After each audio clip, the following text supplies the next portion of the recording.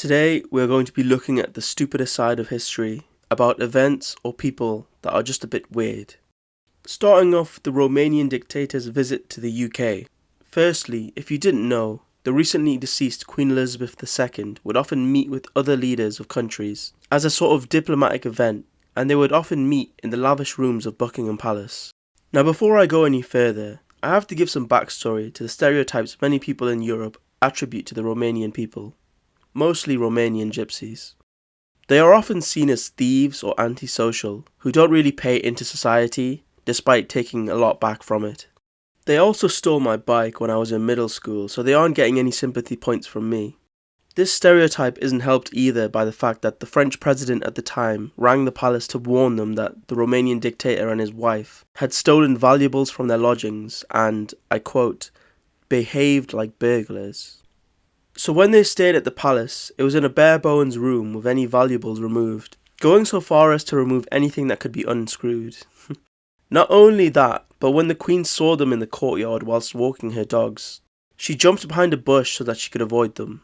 Yet all of this isn't really helping the stereotype if the head of the Romanian state wasn't even able to stop burglarizing from their hosts.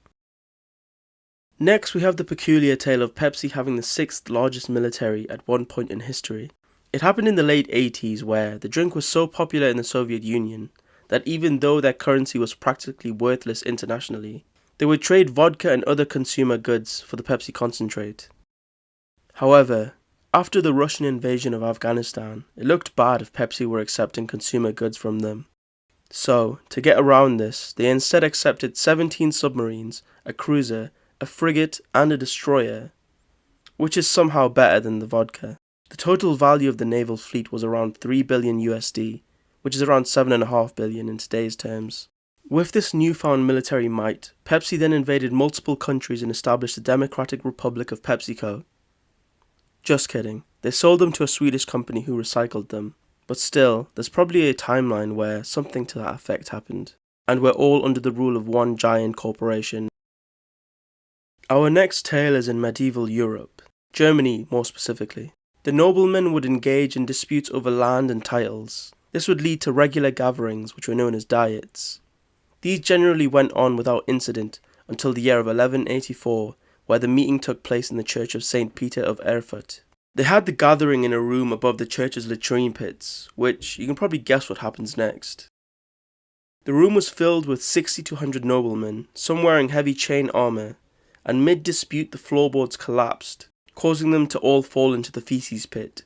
Some drowned in poo, and others were crushed by the weight of the floorboards or other noblemen on top of them. All in all, around 70 noblemen died, including a nobleman by the name of Count Heinrich of Swarchzburg, who often jokingly stated that he would drown in his own fecal matter before he ever failed his duties as a count. I guess he was somewhat right, because I'm willing to bet that the majority of the poo that he drowned in wasn't his own, so he kinda was right about that. The King of Germany at the time, King Henry VI, also was there and fell into the latrine pit, but was one of the lucky few who survived. The irony of a bunch of noblemen meeting for a diet, then dying due to their combined weight, causing the floor to give way, is not lost on me. Our next peculiar tale takes place in Ireland, in the southern Irish town of Baltimore. It was a pretty unknown town until it was attacked in 1631. Now, if I show you a map of Ireland, based on proximity, who do you think that it was most likely to invade? I'll give you 4 options.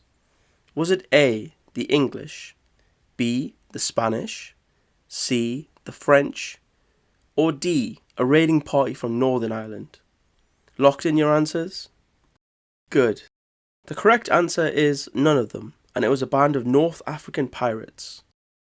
To think of how insane this is, you have to realise that medieval boats could only travel 100 to 150 miles a day, and the trip was around 1,800 miles, so it likely took them 2 weeks to get there, just to raid a poor village on the southern Irish coast.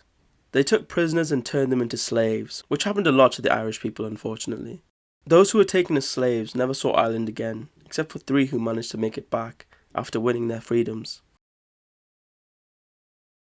Our last peculiar historical tale is the Great Michigan Pizza Funeral, in which almost 30,000 frozen cheese and mushroom pizzas were buried in 1973. It all started with a man named Mario Fabrini who emigrated to the States after World War II, where he opened his pizza business.